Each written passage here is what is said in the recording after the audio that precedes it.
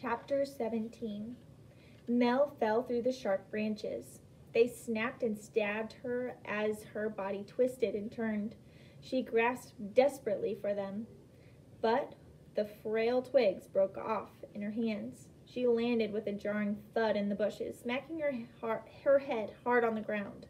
She shook off the pain and sat up. Grrr. The bear was just feet away. She could see its glistening black nose, the gleaming points of the canine teeth.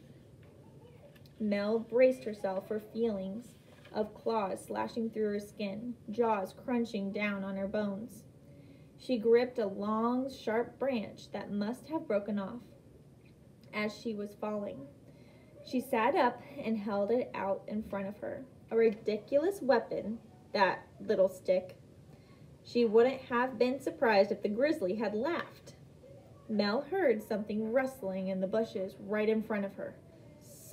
Probably some terrified squirrel. Voices echoed, "Mel! Mel, where are you?" It was Cassie and Steve. The grizzly stepped towards her, its eyes burning with fury. Its muscles rippled under its shaggy fur.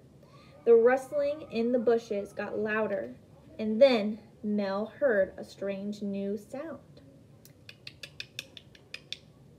Do you remember from early in the book what that sound might be?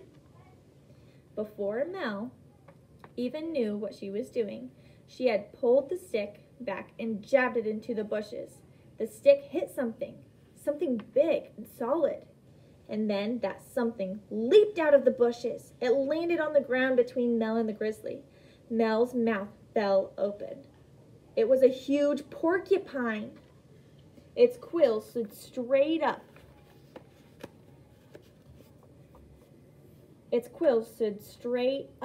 Like metal spears.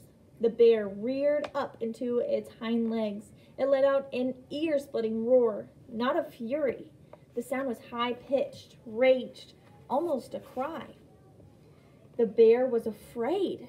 The porcupine, louder and faster. Mel's heart thundered.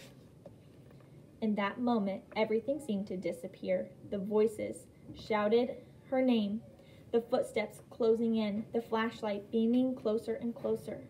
At that moment, it was just three of them, the grizzly, the porcupine, and Mel. 3 terrified animals alone in the wild.